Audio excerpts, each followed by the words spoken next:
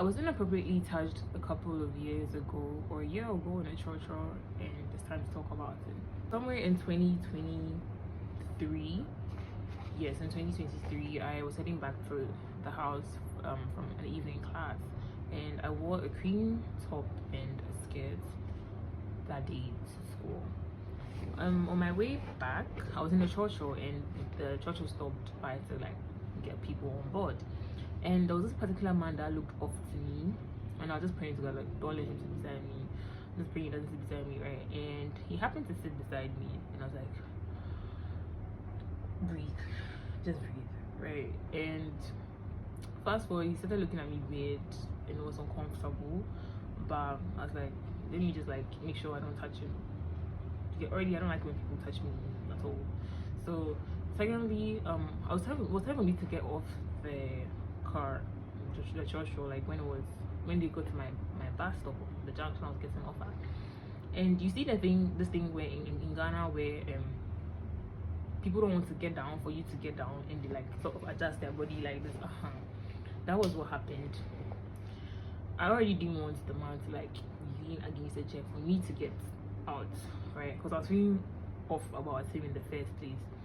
Guess what happened? While I was trying to get down, so there's someone before him, the person like got off, and he was still like, he got up and like this on the chair. Fast forward, while I was getting down, the man put his hand on my ass, and mind you, I did ask to hit him when I was like trying to get out, and he did that. So I did this, and he stopped. But then when I was getting off the car, he adjusted himself properly, like rubbed his lower body against me, and I didn't like that at all. Why am I talking about this now? It's because I have finally gathered the courage and confidence to speak up for myself in public if anyone does anything silly like that, right? And I'm saying this out there to any girl that feels helpless in this kind of situation, because I've been there before. And I don't know if you guys can tell from my like previous videos, I used to come around saying I don't like when people touch me in public. This is part of the reasons why, like, to some it might be, oh, there's not anything there. That is your opinion. You are allowed to have that as your opinion, but this is mine. This is my take on it. It wasn't a good experience at all for me, right? So I wouldn't want anyone out there to go through it. I've healed from it. That's why I can talk about it now, right? And anyone that feels helpless in any situation, please try your best to speak up. Please try your best to speak up. Because when I told my sister about it, even my parents don't know about this issue.